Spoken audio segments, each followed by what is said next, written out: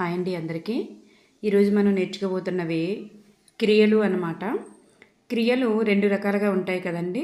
సమాపక క్రియలు అలాగే అసమాపక క్రియలు.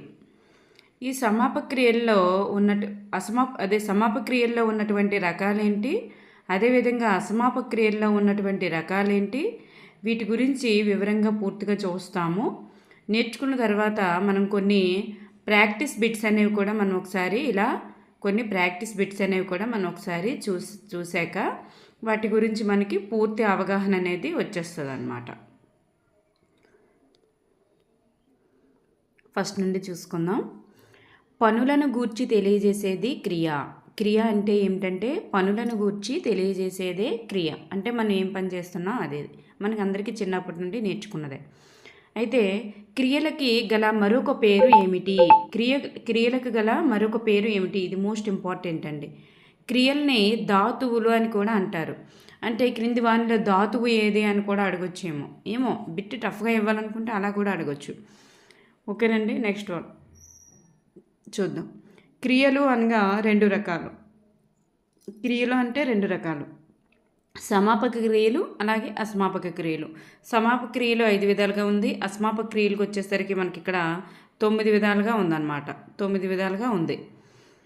అయితే ఇక్కడ సమాపక క్రియలు అంటే ఏమిటి? సమాపక క్రియలు అంటే ఒక పనిని చేసేటటువంటి పనిని పూర్తి చేసేవన్నమాట. సమాపక క్రియలు అంటే ఆ పనిని గురించి తెలియజేసే క్రియలు కదండి. ఆ పని అనేది పూర్తి చేసేవి సమాపక క్రియలు. ఇవి 5 విధాలుగా ఉంటాయి. ఏంటవి? భూతకాలిక సమాపక క్రియ, వర్తమాన కాలపు సమాపక క్రియ, అలాగే భవిష్యత్ కాలపు సమాపక క్రియ, అలాగే తద్ధర్మార్థక క్రియలు, అలాగే వ్యతిరేకార్థక క్రియలు ఇలా ఉంటాయన్నమాట. నెక్స్ట్ అసమాపక క్రియలు. అసమాపక క్రియలు ఏంటంటే శత్రార్థకం, ఛేదార్థకం, క్వార్థకం, వ్యతిరేక క్వార్థకం, అనంత్యార్థకం, తుమున్నార్థకం, అలాగే అప్యర్థకం, భావార్థకం, వ్యతిరేక భావార్థకం ఇలా మనకి 9 విధాలుగా ఉందన్నమాట. వాటికి సంబంధించిన కీవర్డ్స్ అన్నమాట పక్కనున్నవన్నీ కూడా. కీవర్డ్స్ ఏ కీవర్డ్ వస్తే మనకి దాన్ని ఎలా గుర్తుపట్టవచ్చు అని చెప్పేసి మనం వివరంగా చూద్దాం. Next one. ఇప్పుడు సమాపక క్రియల గురించి వివరంగా చూసుకున్నట్లయితే వాక్యాలని పూర్తి చేసేటటువంటి క్రియలు ఏవైతే ఉంటాయో వాటిని సమాపక క్రియలు అంటారనమాట. ఇవి వాక్యం చివరగా ఎక్కువగా ఉంటాయి. నెక్స్ట్ భూతకాలిక సమాపక క్రియ. ఫస్ట్ వన్ చూసుకుంటే మనకి భూతకాలిక క్రియ. భూతకాలిక క్రియ అంటే ఏంటంటే జరిగిపోయిన పనులను గూర్చి తెలిపేది. అంటే ఆల్రెడీ జరిగిపోయినవి మనకు తెలుసు కదా. పాస్ట్ టెన్స్లో ఉండేవన్నీ కూడా భూతకాలిక సమాపక క్రియలు అవుతాయి. ఇవి భూతకాలిక కాలాన్ని తెలిపేటటువంటి ధాతువు ఏమొస్తుంది అంటే ఇది లిట్ అనే ధాతువు వస్తుంది. ఎక్కువ అసిస్టెంట్ వాళ్ళకి యూజ్ అవుతుంది అనమాట. ఇది లిట్ అనే ధాతువు వస్తుంది. దీనిలో సరళ గ్రాంధిక భాష ఏకవచనంలో ఏమొస్తుందంటే ఇతి అని, బహువచనంలో ఇతిమి అని వస్తుంది. అంటే మనకి బోర్డులో ఎక్కువగా ఇతిమి అనేటటువంటివి కనిపిస్తాయి అన్నమాట. అలాగే శిష్ట వ్యవహారిక భాషలో ఏం కనిపిస్తాయంటే ఆను, ఆము, ఆవు, ఆరు, ఆడు అనేటటువంటి పదాలతో క్రియలు వస్తాయి. ఇక్కడ మనం ఫర్ ఎగ్జాంపుల్ చూసుకున్నట్లయితే చేసితిమి, చేశాను, చదివారు, చేశాను ఇలాంటివన్నీ కూడా ఆను, ఆము అలాంటివన్నీ వస్తాయి. అదేవిధంగా ఇతిమి ఇగోండి తిమి అనేటటువంటి వర్డ్ కూడా మనకు వస్తుంది ఈ చివర. ఇలాంటివి ఏవి వచ్చినా సరే మనకి భూతకాలిక క్రియ అవుతుందన్నమాట. అర్థమైంది కదండి. ఇతిమి అదేవిధంగా ఆను, ఆము, ఆవు, ఆరు, ఆడు ఇలాంటివన్నీ కూడా వస్తాయి. మనకు తెలుసు భూతకాలం అంటే ఆల్రెడీ జరిగిపోయింది కాబట్టి. నెక్స్ట్ వన్ భవిష్యత్తు కాలపు సమాపక క్రియ. వర్తమాన కాలపు సమాపక క్రియ. వర్తమానం అంటే ఇప్పుడు జరుగుతున్నటువంటి పనిని తెలిపేవి. అయితే వర్తమాన కాలము క్రియలో ధాతువు ఏమొస్తుందంటే లట్ అనేటటువంటి ధాతు వస్తుంది. ఇది అసిస్టెంట్ వాళ్ళకి అడుగుతున్నారు, ఎస్జిటి వాళ్ళకి అడగట్లేదు. సరళ గ్రాంధిక భాషలో చున్నా అనేటటువంటి వస్తాయి. చున్నా అలాగే తున్నా అంటే చదువుతున్నా, చదువుచున్నా, చున్నా, తున్నా అనేటటువంటివి వస్తాయన్నమాట. అక్కడ ఇతిమి వస్తాయి. ఆవు, ఆను, ఆరు ఇలాంటివన్నీ కూడా మనకి భూతకాలంలో వస్తాయి. ఇక్కడ వర్తమాన కాలంకి వచ్చేసరికి చున్నా తున్నా అనేటటువంటి 2 వర్డ్స్ అనేవి మనకు కనిపిస్తాయి. ఏంటి? వెలుచున్నాడు, వెలుతున్నాడు, చున్నా తున్నా. చూడండి, వెలుచున్నాడు, ఇక్కడ వెలుచున్నాడు, వెళుతున్నాడు, వెళ్తూ ఇక్కడ వచ్చింది కదా, అలా అన్నమాట. తున్నా చున్నా అనేటటువంటి వస్తాయి. నెక్స్ట్ భవిష్యత్ కాలపు క్రియ, జరగబోయేటటువంటి పనులను గురించి తెలిపేది భవిష్యత్ కాలపు క్రియ. ఇక్కడ జరగబోయేవేంటి? Future tense. ఆ ఫ్యూచర్ టెన్స్లో వచ్చేవన్నమాట. ఇక్కడ లుట్ రుకారం అనమాట. లుట్ అనేటటువంటి ధాతువు కనిపిస్తుంది మనకి. భాషకు వచ్చేసరికి తెలుగు భాష సరళ గ్రాంధిక భాష, శిష్ట వ్యవహారికంలో గల సరళ గ్రాంధిక భాషలో గల అనే ప్రత్యయం వస్తుంది. అలాగే శిష్ట వ్యవహారికంలో తాను, తాము, తారు, తాడు. ఎలాగైనా ఫ్యూచర్ టెన్స్ మనం నేర్చుగలం. కానీ ఇక్కడ మనకి వర్డ్స్ అడిగారు అనుకోండి, ఇక్కడ భవిష్యత్ కాలపు సమాపక క్రియలో వచ్చేటటువంటి ధాతువు ఏది అని అడిగితే మనం చెప్పలేం. అప్పుడు అందుకే మనకి ధాతువు అనేది అవసరం అన్నమాట. గల, తాను, తాము, తారు, తాడు. అంటే రాగలడు, చూడండి గల అని వచ్చింది. ఇక్కడ చదువుతారు, వెళ్తారు, వెళ్తాము, చదువుతాము, ఇలాంటివి కూడా వస్తాయన్నమాట. ఓకేనండి. గల, తాము, తాను, తారు, తాడు ఇలాంటివి వస్తాయి. అక్కడ మనకి భూతకాలంలో ఏమొచ్చాయి? భూతకాలంలో మనకి ఇతి, ఇతిమి వచ్చాయి. ఆవు, ఆరు, ఆను, ఆము అలాంటివన్నీ వచ్చాయి. ఇక్కడ వర్తమాన కాలంకి వచ్చేసరికి చున్నా తున్నా అనేటటువంటివి మనకి వచ్చాయి. ఇక్కడ భవిష్యత్ కాలంకి వచ్చేసరికి గల, తాము, తారు, తాను ఇలాంటివన్నీ, తాడు అలాంటివన్నీ కూడా భవిష్యత్ కాలంకి వచ్చాయి. నెక్స్ట్ తద్ధర్మార్థక కాలం. తద్ధర్మార్థక వాక్యాలు అంటే ఏంటంటే నిత్యము జరిగేవన్నమాట. తన యొక్క ధర్మమును మాత్రమే నిర్వర్తించేవి. సూర్యుడు తన యొక్క ధర్మం ఏంటి? తూర్పును ఉదయించడం. రేయింబవాలు జరుగుతాయి. ఇలా తన యొక్క ధర్మముని మాత్రమే నిర్వర్తించేవి. ఇక్కడ నిత్య సత్యాలు అంటాం కదండి, అదనమాట. నిత్య సత్యాలు ఇవన్నీ కూడా తద్ధర్మార్థక వాక్యాలు అవుతాయి అన్నమాట. నెక్స్ట్ ఇందులో లాట్ అనేటటువంటి ధాతు వస్తుంది, అది సంస్కృత పదంలండి. నెక్స్ట్ చూసుకున్నట్లయితే వ్యతిరేకార్థక క్రియ. వ్యతిరేకార్థక క్రియ అంటే వ్యతిరేకమైన అర్థాన్ని ఇచ్చేది. ఇందులో లంగ్ అనేటటువంటి ధాతు వస్తుంది. కానీ మనకి లేడు, రాదు, కాదు, కూడదు ఇలాంటివి ఏ వచ్చినా సరే వ్యతిరేకార్థక క్రియ మనకి తెలిసిందే. సో ఇక్కడ మనకి 5 రకాల క్రియలు అనేవి సమాపక క్రియలో వచ్చాయి. నెక్స్ట్ మనకి అసమాపక క్రియలకు వచ్చేసరికి ఇవి 9 విధాలని చెప్పుకున్నాం. అయితే ఇవి ఏంటి? అసమాపక క్రియలు ఎక్కువగా ఎక్కడ వస్తాయండి? సమాపక క్రియలు ఎక్కువగా మనకి సంయుక్త వాక్యాలు, సామాన్య వాక్యాల్లో వస్తాయి. ఇక్కడ సంశ్లిష్ట వాక్యాల్లో మనకి ఏమొస్తాయి? అసమాపక క్రియలు అనేవి వస్తాయి. ఎందుకు? సంశ్లిష్ట వాక్యాల్లో 2 సామాన్య వాక్యాలను మనం సంశ్లిష్ట వాక్యంగా మార్చేటప్పుడు సమాపక క్రియగా మార్చేస్తాం. మొదటి వాక్యం యొక్క క్రియని సమాపక క్రియగా మార్చేసి రెండవ వాక్యాన్ని దానికి అక్కడ యాడ్ చేస్తాం. అంటే ఇక్కడ అసమాపక క్రియగా మారుస్తాం. అసమాపక క్రియలు ఎక్కడ వస్తాయి? సంశ్లిష్ట వాక్యాల్లో ఎక్కువగా వస్తాయన్నమాట. పనులను పూర్తి చేయని క్రియలు. ఇవి పని అనేది పూర్తి చేసినట్లుగా ఉండదు. చేసితిమి, వచ్చితిమి అలా ఉండదన్నమాట. చేసి, వచ్చి, వెళ్ళి అలా ఉంటుంది. సగమే ఉంటుంది. ఇక్కడ సగమే. పని పూర్తి చేయని క్రియలు ఏమైతే ఉంటాయో అవి అసమాపక క్రియలు. అయితే ఈ సగం ఉండే క్రియల్లో ఎన్ని రకాలు ఉన్నాయంటే 9 రకాలు ఉన్నాయి. ఈ సగం ఉండే క్రియలు అనేవి ఒక రకం కాదు, 9 రకాలు ఉంటాయి.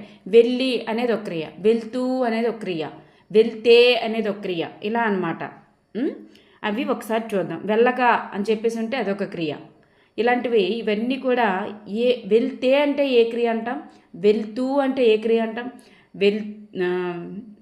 నెక్స్ట్ వెళ్ళి అంటే ఏ క్రియ అంటాం, వెళ్ళక అంటే ఏమంటాం, ఇలాంటివన్నీ ఒకసారి చూద్దాం. ఫస్ట్ వన్ శత్రార్థకం అంటే ఇది వర్తమాన కాలపు అసమాపక క్రియ. శత్ర అంటే ఇప్పుడు జరుగుతున్నది.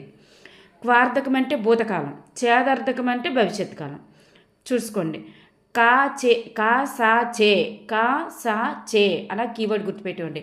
కా అంటే భూత, సే అంటే ఇప్పుడు వర్తమాన కాలం, చే అంటే భవిష్యత్తు. కా సే చే అలా గుర్తుపెట్టుకోండి.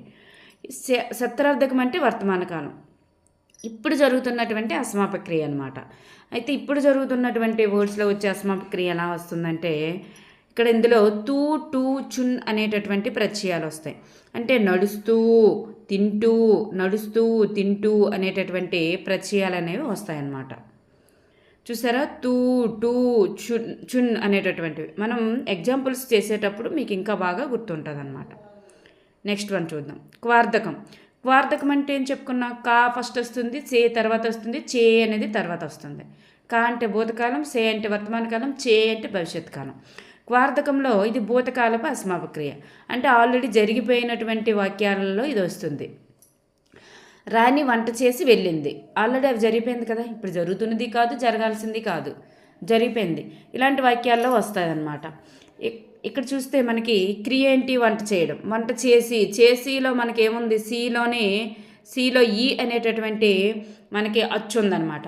ఇందులో వచ్చేటటువంటి ప్రత్యయం ఏంటంటే ఈ అనేటటువంటి ప్రత్యయం వస్తుంది. తూ, టూ, చున్ అనేటటువంటివి శత్రార్థకం, వర్తమాన కాలంలో వస్తాయి. క్వార్ధకంలో ఈ వస్తుంది, చూడండి, ఈ క్వార్ధకంలో వస్తుంది, శత్రార్థకంలో తూ, టూలు వస్తాయి. మనకి చేదార్థకంకి వచ్చేసరికి చే, చూడండి, చే ఎలా ఉందో దానిలాగే దాని యొక్క ప్రత్యయాలు కూడా తే, టే, ఇతే అని వస్తాయి. మీకు అర్థమైందా? క్వార్ధకంలో ఓన్లీ ఈ వస్తుంది, శత్రార్థకంకి వచ్చేసరికి తూ, టూ, చున్ అనేటటువంటి వస్తాయి. చేదర్థకం అంటే చే ఎలాగుందో మీకు చే అనగానే బా అని గుర్తుపెట్టుకోండి. చే అంటే బా అని గుర్తుపెట్టుకోండి, భవిష్యత్ అని గుర్తుపెట్టుకోండి. అలాగే చే ఎలాగుందో అలాగే దాని ప్రత్యయాలు కూడా తే, టే, ఇతే అని కూడా వస్తాయని గుర్తుపెట్టుకోండి. అంటే చే అంటే భవిష్యత్ కాలానికి సంబంధించినటువంటి వాక్యాల్లో వస్తాయి. అందులో ప్రత్యయాలు తే, టే, ఇతే అనేటటువంటివి వస్తాయి. ఇక్కడ చూడండి, తింటే, వస్తే, తింటే, వస్తే అనేటటువంటివి అందులో తే, టే, ఇతే అనేవి ఉన్నాయి. నెక్స్ట్ వ్యతిరేక క్వార్ధకం. వ్యతిరేక క్వార్ధకం అంటే చూడండి, క్వార్ధకానికి వ్యతిరేకం. క్వార్ధకం ఏంటి, చేసి, వెళ్ళి, ఈ అనేటటువంటిది వస్తుంది అందులో. ఇక్కడ వ్యతిరేక క్వార్ధకంలో అక అనేటటువంటి ప్రత్యయం చేరుతుంది. తిని అనేటటువంటిది భూతకాల అసమాపక క్రియలో క్వార్ధకంలో వస్తే వ్యతిరేక క్వార్ధకంలో తినక వస్తుంది. అక్కడ వెళ్ళి వస్తే ఇక్కడ వెళ్ళక వస్తుంది. క్వార్ధకంలో వెళ్ళి వస్తే ఇక్కడ వెళ్ళక వస్తుంది. అక్కడ తిని వస్తే ఇక్కడ తినక వస్తుంది. చేసి అంటే చెయ్యక అని వస్తుంది. అక అనేటటువంటిది ఇందులో చేరుతుందన్నమాట. నెక్స్ట్ వన్ అనంత్యార్థక అసమాపక క్రియ. అనంత్యార్థక అసమాపక క్రియ అంటే అనంతరం జరిగేటటువంటి పనులను తెలిపే అసమాపక క్రియ. అనంతరం జరిగే పనులు అంటే చంద్రుడు పొడిమెడన్ కలుగులను వికసించే. అంటే చూడండి, చంద్రుడు ఉదయించిన తర్వాతే కలువలు వికసించాయి. అలాగే కరముల నీటబాసియన్, చూడండి, చంద్రుడు కలువలు వికసించే కలములు నీటబాసియన్ అలా చెప్పేసి మనకు ఉందన్నమాట. చంద్రుడు ఉదయించిన తర్వాతే అంటే ఏదైనా ఒక పని జరిగిన తర్వాతే ఇంకోటి జరిగిందనుకోండి, అది అనంతరం జరిగేటటువంటి పనులు అంటారు. అక్కడ మనకి డున్ అనేటటువంటి ప్రత్యయం అనేది వస్తుంది. మనం ప్రాక్టీస్ చేసేటప్పుడు మీకు ఇంకా బాగా అర్థమవుతుంది. నెక్స్ట్ తుమున్నార్థకం. తుమున్నార్థకం అంటే అన్ అనేటటువంటి ప్రత్యయం వస్తుంది ఇందులో. తుమున్నార్థకం అంటే అన్ అనేటటువంటి ప్రత్యయము వస్తుంది. గండి బోయిన్, అన్, ఆడన్ ఇలాంటివి అన్ అనేటటువంటి ప్రత్యయాలు అనేవి వస్తాయి. చూడండి, మనకి అనంత్యార్థకంలో డున్ వస్తుంది. అనంత డున్, ఆ వచ్చింది. ఇక్కడ ఫస్ట్ లెటరు ఆ వచ్చింది అంటే అందులో ఆ రాదు, డూ వస్తుందని గుర్తుపెట్టుకోండి. ఇక్కడ తూ వచ్చిందంటే డూలాగా తూ వచ్చింది అంటే అందులో ఆ వస్తుందని గుర్తుపెట్టుకోండి. అనంత్యార్థకంలో డున్ వస్తుంది, తుమున్నార్థకంలో అన్న వస్తుంది. అలా వ్యతిరేకంగా గుర్తుపెట్టుకోండి. Next one అప్యార్థకం. అప్యార్థకం అంటే ఇనా. చూడండి, క్వార్థకంలో ఈ వస్తుంది, వ్యతిరేక క్వార్థకంలో అక వస్తుంది. అప్యార్థకంలో ఇనా అంటే స్వాతంత్ర్యం వచ్చినా, చూడండి, వచ్చినా పారతంత్రం పోలేదు. ఒకటి స్వాతంత్ర్యం వచ్చినా పారతంత్ర్యం పోలేదు, వానలు వచ్చినా పంటలు పండలేదు. ఇది ఎక్కువగా ఒకటి పాజిటివ్ ఒకటి నెగిటివ్ అనేటట్లుగా ఉంటుంది అన్నమాట అప్యార్థకం. నెక్స్ట్ భావార్థకం. భావార్థకంలో మనకి టా, అట అనేటటువంటివి చేరుతాయి. టా, అట అనేటటువంటివి భావార్థకంలో చేరుతాయి. చదువుట, తినుట, వెళ్ళుట. చదువుట, తినుట, వెళ్ళుట. మనకి వాక్యాల రకాలకు సంబంధించి ఒక బిట్ ఇస్తారు. సామాన్య వాక్యాల నుంచి ఇవ్వచ్చు, లేదా మనకి సామాన్య వాక్యాల్లో రకాలు ఆల్రెడీ చెప్పుకున్నాం. ప్రేరణార్థక వాక్యం, ఇలాంటివన్నీ, సందేహార్థక వాక్యం, నిశ్చయార్థక వాక్యం, అలాంటివన్నీ చెప్పుకున్నాం. ఆచార్యార్థక వాక్యం అవి. ఆ వాక్యాల నుంచైనా బిట్ ఇవ్వచ్చు, లేదా ఈ క్రియల నుంచైనా బిట్ ఇవ్వచ్చు. అంటే ఇవి సంశిష్ట వాక్యాల్లో వచ్చేటటువంటి క్రియలు అనమాట. ఇలా మనకి బిట్ ఎక్కడి నుంచైనా రావచ్చు కాబట్టి మనకు అవన్నీ కూడా అవసరం. భావార్థకం అంటే అట అనేటటువంటి వస్తే, వ్యతిరేక భావార్థకం వచ్చేసరికి అటం అడం అమి. చూడండి, అక్కడ అట వస్తే ఇక్కడ అటం అడం అమి అనేటటువంటివి వస్తాయన్నమాట. ఒకసారి రివిజన్ చేసిస్తే మనకు గుర్తుంటాయేమో ఇంకా బాగా. చూడండి, క్వార్థకం అంటే చూడండి, క్వార్థకంలో ఈ వస్తుంది, భూతకాలం క్వార్థకం ఈ వస్తుంది. తర్వాత వర్తమాన కాలంలో ఏమొస్తుంది, టూ చునులు వస్తాయి. భవిష్యత్తు కాలం వచ్చేసరికి చే అనగానే బా అని గుర్తుపెట్టుకోండి, భవిష్యత్తు కాలం. అలాగే చే ఎలాగుందో ఇతేనని కూడా అలా ఏత్వంతో వస్తాయని గుర్తుపెట్టుకోండి. నెక్స్ట్ వ్యతిరేక క్వార్థకంలో ఈ వస్తుంది, వ్యతిరేక క్వార్థకంలో అకా వస్తుంది.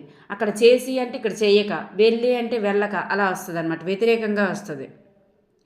అనంత్యార్థకం ఆ వచ్చిందంటే డూన్ వస్తుంది, తూ వచ్చిందంటే అన్న వస్తుంది, అలా గుర్తుపెట్టుకోండి. ఇక్కడ ఫస్ట్ లెటరు అనంత్యార్థకంలో ఫస్ట్ లెటర్ ఏముందండి, ఇక్కడ ఫస్ట్ లెటరు ఆ అనేటటువంటిది ఉంది. ఫస్ట్ లెటర్ ఏముంది, ఆ ఉంది. ఆ వస్తే డున్ వస్తుందని, అలాగే తూ వస్తే అన్న వస్తుందని గుర్తుపెట్టుకోండి. ఓకేనండి. నెక్స్ట్ వన్ అప్యార్థకంలో ఇనా అనేటటువంటిది వస్తుంది. ఒకటి పాజిటివ్, ఒకటి నెగిటివ్ ఉంటుంది అనమాట. స్వాతంత్ర్యం వచ్చినా పారతంత్ర్యం పోలేదు, వానలు వచ్చినా పంటలు పండలేదు. ఇది అప్యార్థకం. ఒకటి పాజిటివ్, ఒకటి నెగిటివ్ అలా వస్తుంది. ఇందులో ఇనా అనే ప్రత్యయం వస్తుంది. అలాగే నెక్స్ట్ భావార్థకంకి వచ్చేసరికి, భావార్థకంలో అటాలు వస్తే, వ్యతిరేక భావార్థకంలో అటం అడం అమి అనేటటువంటి వస్తాయి. ఇప్పుడు మనం కొన్ని ఎగ్జాంపుల్స్ అనేవి ప్రాక్టీస్ చేస్తే చూద్దాం. ఫస్ట్ బిట్టు, అమ్మ వంట చేసి వడ్డించింది. ఇక్కడ ఏమొచ్చిందండి, ఇది అసలు ఏ వాక్యం చెప్పండి. అమ్మ వంట చేసి వడ్డించింది, ఆల్రెడీ రెండు కూడా జరిగిపోయినవే. ఇక్కడ భూతకాలం జరిగింది కదా, భూతకాలంలో మనకి ఏమొస్తుంది, ప్రత్యయం కూడా ఈ అనేటటువంటిది ప్రత్యయం వస్తుంది. ఇక్కడ ఈ వచ్చిందా లేదా, సిలో ఈ వచ్చింది కాబట్టి ఇది మనకి ఏమవుతుంది, భూతకాలపు. అసలు సమాపక్రియనా అసమాపక్రియనా, చేసి అనేది అసమాపక్రియ. సో భూతకాలపు అసమాపక్రియ ఏమవుతుంది, సమాపక్రియ కాదు కాబట్టి మనకి క్వార్థకం అవుతుంది. నెక్స్ట్ వన్, వాళ్ళు వలస వెళ్తూ జీవిస్తున్నారు. మనకి చేదార్థకంలో ఏమొస్తుంది, చే ఎలాగుందో టేలు వస్తాయన్నమాట. మనకి క్వార్థకంలో ఈ వస్తుంది. నెక్స్ట్ మనకి ఇది అసలు వెళ్తూ అనేటటువంటిది సమాపక్రియనా అసమాపక్రియ. సో సమాపక్రియ కాదు, మనకి చేదార్థకము కాదు. క్వార్థకంలో ఈ వస్తుంది, ఈ కాదు. శతరార్థకంలో ఏమొస్తాయి, మనకి టూ చున్ అనేటటువంటి వస్తాయి కాబట్టి వెళ్తూ అనేది మనకి శతరార్థకం అవుతుంది. నెక్స్ట్ వన్, మంచి పనులు చేస్తే గుర్తింపు లభిస్తుంది. చూడండి, చేస్తే అనేటటువంటిది ఇక్కడ వచ్చింది. ఇది సమాపక్రియనా అసమాపక్రియనా, అసమాపక క్రియ. అసమాపక క్రియలో మనకి శత్రార్థకంలో ఏమొస్తాయి, టూలు వస్తాయి. మనకి ఎలాగుందో చేస్తే, ఇక్కడ ఈ స్తేలో మనకి ఏ అనేటటువంటి ఏ అనేటటువంటిది వచ్చింది. అక్కడ మనకి క్వార్థకంలో ఈ వస్తుంది. చేదార్థకంలోనే కదా మనకి మనకి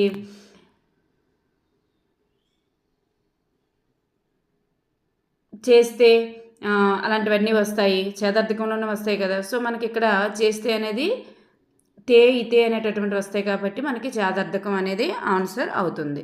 ఎందుకంటే ఇది ఒక అసమాపక్రియ కాబట్టి సమాపక్రియ కూడా అవ్వదు.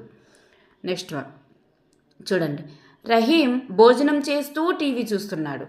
ఇక్కడ ఇది అసలు యాక్చువల్గా ఈ వాక్యం ఏంటి, వర్తమాన కాలంలో మనకి అది అసలు చేస్తూ టీవీ చూస్తున్నప్పుడు జరుగుతుంది, వర్తమాన కాలంలో ఉందన్నమాట.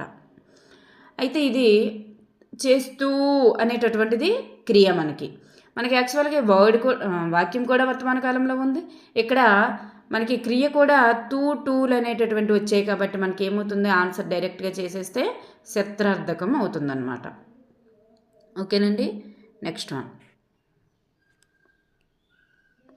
మనకి విద్యార్థకం అనేది ఎక్కడొస్తుంది చెప్పండి? మనకి సామాన్య వాక్యాలు రకాల దగ్గర వస్తుంది. విద్యార్థకం అంటే తప్పనిసరిగా చేసేటటువంటి పనిని. నువ్వు ఈరోజు బడికి వెళ్ళాలి, ఈరోజు నువ్వు తప్పనిసరిగా తినాలి అంటే తప్పనిసరిగా చేయాల్సిన పని అనమాట.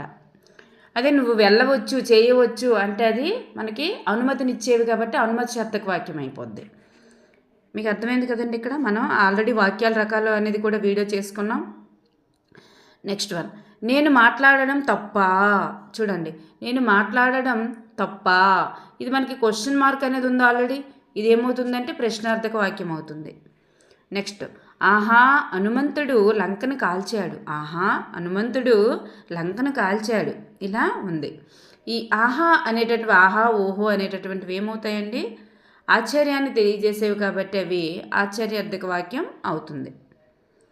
నెక్స్ట్ వన్, ధర్మరాజు మనకి ఆశ్చర్యార్థక వాక్యం అనేది ఎక్కడొచ్చింది? అక్కడొచ్చింది సామాన్య వాక్యాలు రకాల దగ్గర. ధర్మరాజు పాండవాగ్రజుడు, ఇది కూడా మనకి సామాన్య వాక్యాల దగ్గరే వచ్చిందండి.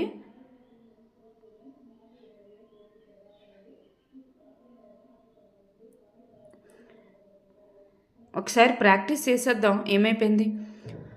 ఇది మనకి ధర్మరాజు పాండవాగ్రజుడు, ఇది ఏమవుతుంది మనకి వాక్యము? నిశ్చయార్థకం అవుతుందన్నమాట. ఏమవుతుందండి? నిశ్చయార్థకం. నెక్స్ట్ వన్,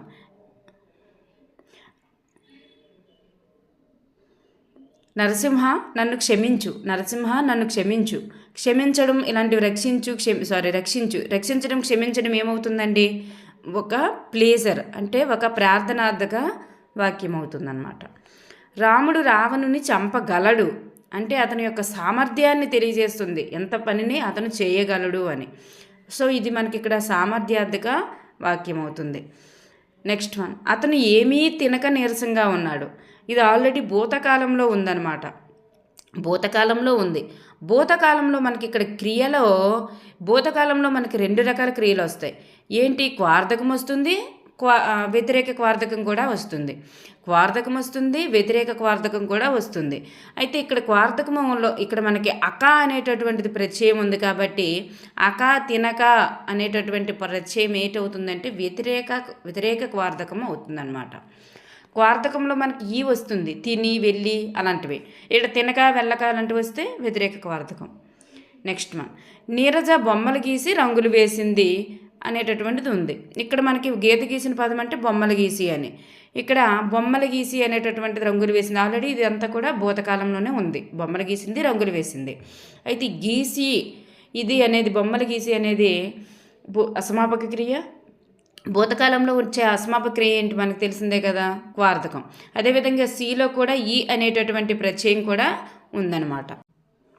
మామిడి చెట్టు బాగా ఎదిగినట్లయితే నీడనిస్తుంది. మామిడి చెట్టు బాగా ఎదిగినట్లయితే ఇక్కడ చూడండి, ఎదిగితే ఇతే అనేటటువంటి ప్రత్యయాలు ఉన్నాయి, మనకి ఛాదార్థకం అనేది అవుతుంది. నెక్స్ట్ వన్, అది నెక్స్ట్ మనకి భవిష్యత్ కాలంలో కూడా ఉంది కాబట్టి అది ఛాదార్థకం అవుతుంది. నీవు నిండుగా 100 ఏళ్ళు వర్ధిల్లుము అని ఏం చేస్తున్నారు? ఆశీర్వదిస్తున్నారు కాబట్టి ఇది ఆశీర్వాదక వాక్యం అవుతుంది. నెక్స్ట్ వన్, రాము ఊరికి వెళ్ళాడో లేదో, అది ఒక సందేహంతో ఉందన్నమాట. సందేహంతో ఉంది కాబట్టి వెళ్ళాడో లేదో అనేటటువంటి ఒక సందేహంలో ఉంది కాబట్టి ఇది సందేహార్థక వాక్యం అవుతుంది. మీరు లోపలికి రావచ్చును, ఇది ఒక అనుమతినిచ్చేదన్నమాట. మీరు వెళ్ళవచ్చు, మీరు రావచ్చు అంటే ఒక అనుమతినిచ్చేది కాబట్టి అనుమతిశార్థక వాక్యం అవుతుంది. నెక్స్ట్, మీరు ఊరు వెళ్ళండి అంటే ఒక పనిని తప్పకుండా చేయమని చెప్పడం అన్నమాట. మీరు ఊరు వెళ్ళండి అని పనిని తప్పకుండా చేయడం ఇది ఏమవుతుంది? విద్యార్థక వాక్యం అవుతుంది. నెక్స్ట్ వన్, సూర్యుడు ఉదయించును, ఇది తద్ధర్మార్థక వాక్యం. మనం ఆల్రెడీ చెప్పుకున్నాం కదా తద్ధర్మార్థక వాక్యం. నిత్య సత్యాలన్నీ కూడా ఇలా అండి. Thank you everyone.